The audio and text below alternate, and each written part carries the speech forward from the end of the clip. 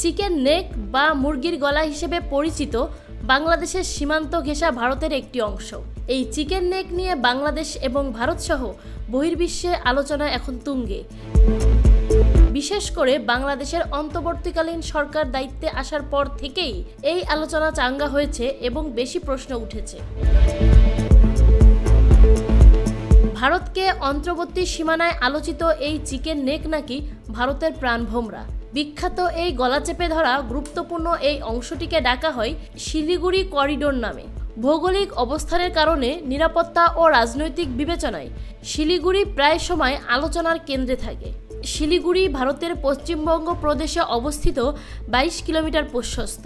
এক পাশে বাংলাদেশ ও নেপাল এবং অন্য পাশে সিকিম ও ভুটানের অবস্থান। চীন সীমান্ত খুব দূরে না হওয়ায় ভারতের সাথে চীনের দ্বন্দ্বের কারণেই বরাবরই চীনের নজর রয়েছে ভারতের এই ভূখণ্ডের উপর। আর সে কারণেই চীন তিব্বতের চুম্বি উপত্যকায় তাদের সেনাদের মোতায়েন করে রাখে সারা বছর।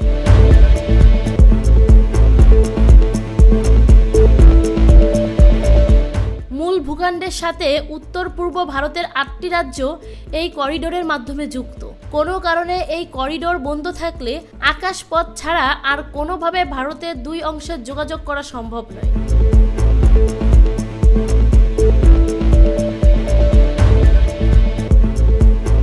তবে সিকিম বাদে বাকি 7টি প্রদেশ একত্রে 7 সিস্টার হিসেবে সুপরিচিত।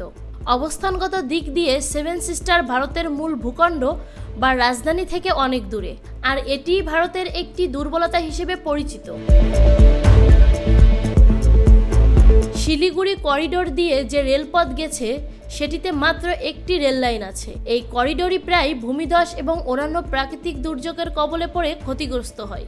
এই করিডোর থেকে চীনের দূরত্ব খুব বেশি নয়। কোনো কারণে শিলিগুড়ি দখল হলে মূল ভারত তার উত্তর ভূখণ্ড থেকে বিচ্ছিন্ন হয়ে পড়তে পারে। এদিকে 7 সিস্টার ভারত থেকে আলাদা হতে পারে এমন সতর্কবার্তা দিয়েছে আন্তর্জাতিক গবেষণা সংস্থা IISS।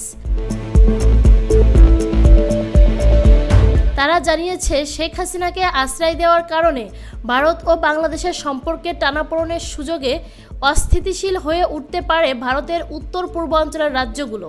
লন্ডন ভিত্তিক এই গবেষণা প্রতিষ্ঠানটি জানিয়েছে, শুধু বিচ্ছিন্নতাবাদী তৎপরতাই নয়, বাড়তে পারে জঙ্গি তৎপরতা। এজন্য ভারতের সতর্ক থাকতে পরামর্শ দিয়েছে প্রতিষ্ঠানটি। এমন পরিস্থিতিতে ভারতের চিকেন নেক নিয়ে আছে নানামুখী বিপদ। ভারত সীমান্ত থেকে মাত্র 45 কিলোমিটার দূরে ঘাঁটি গেড়েছে চীনের সেনাবাহিনী, আর তারাও এগিয়ে আসার চেষ্টা করছে বলে জানা গেছে। ভারতের উত্তর পূর্বাঞ্চলের এই অঞ্চলগুলোতে বিদ্রোহী জনগোষ্ঠীর তাণ্ডব। গোষ্ঠীগুলো তাদের উপস্থিতি ও শক্তি ক্রমাগত বৃদ্ধি করে চলছে। এছাড়াও গোষ্ঠীগুলো তাদের উপস্থিতি জানান দিয়ে যাচ্ছে ক্রমাগত। বর্তমান প্রেক্ষাপটে চিকেন নেক নিয়ে বেশ অসুবিধাতেই আছে ভারত। যদিও এই বিষয়ে আনুষ্ঠানিক কোনো মন্তব্য করেনি ভারতের দায়িত্বশীল কেউ। সম্প্রতি টাইমস অফ হিন্দু এক প্রতিবেদনে বলা হয়েছে, শিলিগুড়ির দিকে নির্ভরতা কমিয়ে বাংলাদেশের মধ্য দিয়ে রেলপথ নিয়ে একটি বিকল্প নেটওয়ার্ক তৈরিতে ব্যাপক তোড়জোড় চলছিল সাবেক প্রধানমন্ত্রী শেখ হাসিনার সরকারের সাথে।